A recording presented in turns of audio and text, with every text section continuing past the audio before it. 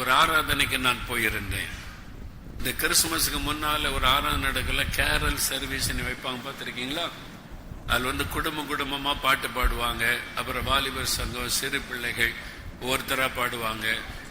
அப்போ பாடலுக்கு யார் பாடினாலும் சான்ஸ் கொடுப்பாங்க. அன்னைக்கு பாடிடலாம். அப்போ ஒருத்தரா பாட்டு பாடிக்கிட்டே இருக்காங்க. ரசிச்சுக்கிட்டே இருக்கும் போது ஒரு வாலிபன் வந்தான். ஒரு வாலிபன் சொன்னா, நான் ஒரு பாட்டு பாடினேன். தத்தக புத்தகான்னு ஒரு ராகமும் இல்லை, இதெல்லாம் ஒரு பாட்டு பாடினேன். எல்லாம் சிரிச்சாங்க. அவன் சொன்னான், சிரிச்ச உடனே, நான் ஒரு காரியம் சொல்றேன், நான் கிறிஸ்தவன் கிடையாது, நான் கடவுள் நம்பிக்கை இல்லாதவன், கடவுளே இல்லை அப்படிதான் நான் பேசி கொண்டு இருந்தேன். ஆனா இன்றைக்கு இயேசுவை நான் நம்புறேன், விசுவாசிக்கிறேன். அதனால எனக்கு தெரிஞ்ச மாதிரி அவரை பற்றி ஒரு பாட்டு பாடினேன். நான் இன்னும் ஞானஸ்தானம் எடுக்கல, சபையில சேரல, இப்பதான் இயேசுவை விசுவாசித்து அவர் ஒரு மெய்யான கடவுள்னு அறிந்து கொண்டிருக்கிறேன்.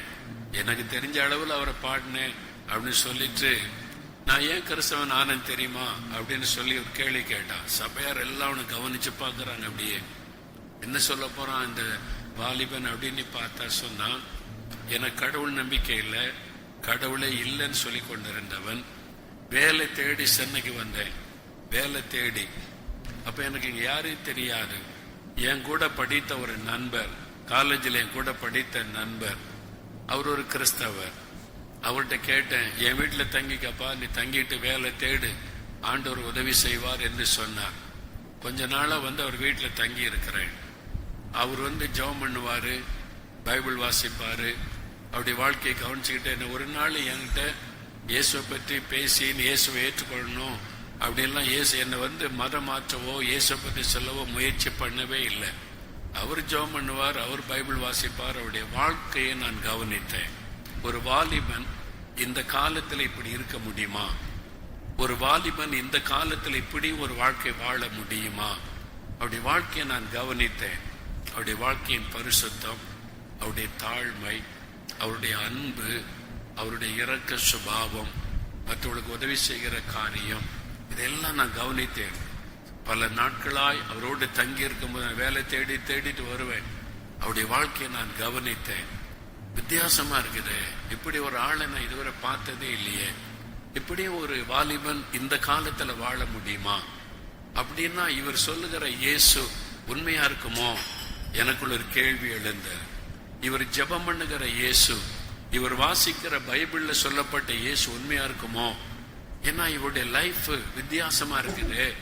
நான் அப்படி வேற எங்கே பார்த்தது இல்லையே. அப்போ இந்த இயேசுவை பற்றி நம்ம அறிந்து கொள்ளணும் சொல்லி என் நண்பர் மூலமாய் நான் ஆலயத்துக்கு வந்தேன். இயேசு எப்படிப்பட்டவர் என்பதை அறிந்து கொண்டேன். இப்ப நான் இயேசுவை கடவுளாய் விசுவாசிக்கிறேன். அதற்கு காரணம், யாரும் எனக்கு இயேசு பற்றி பிரசங்கம் பண்ணவில்லை. நான் பார்த்த என் நண்பனுடைய வாழ்க்கை என் வாழ்க்கையை மாற்றிவிட்டது. பாருங்க, ஒரு வாலிபனுடைய வாழ்க்கை பிரகாசித்ததினால இருளில் இருந்த ஒரு வாலிபன் இயேசுவை அறிந்து கொண்டான். உங்களை பற்றி அப்படி சொல்ல முடியுமா? உங்க வீட்டுக்குள்ள, உங்க தெருவில், உங்க கிராமத்துல, நீங்க இருக்கிற இடத்துல, என்னையா கிறிஸ்தவங்க சர்ச்சுக்கு போறாங்க, பைபிளை தூக்கிட்டு பக்தியா, தண்ணி எடுக்க வந்தா குழாயில சண்டை, கெட்ட வார்த்தை பேசுறாங்க. இவங்க கிறிஸ்தவங்களா? அவங்க எங்க ஒளி வீசுகிறோம், எங்க வெளிச்சம் வீசுகிறோம்? அப்போ நீங்க தானே வெளிச்சம், நீங்க தானே ஒளி வீசணும். உங்களுடைய வாழ்க்கை ஒளியா பிரகாசிக்கணுமே. உங்களை பார்க்கிறவங்க இயேசுவை பார்க்கணுமே, உங்களை பார்க்கிறவங்க வெளிச்சத்தை பார்க்கணுமே. நான் தானே வெளிச்சம்.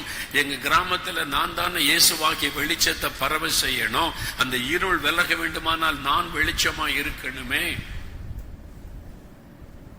நான் ஒளியா இருக்கிறேனா, வெளிச்சமா இருக்கிறேனா? அதுதான் ஆண்டவர் நம்மிடத்துல கேட்க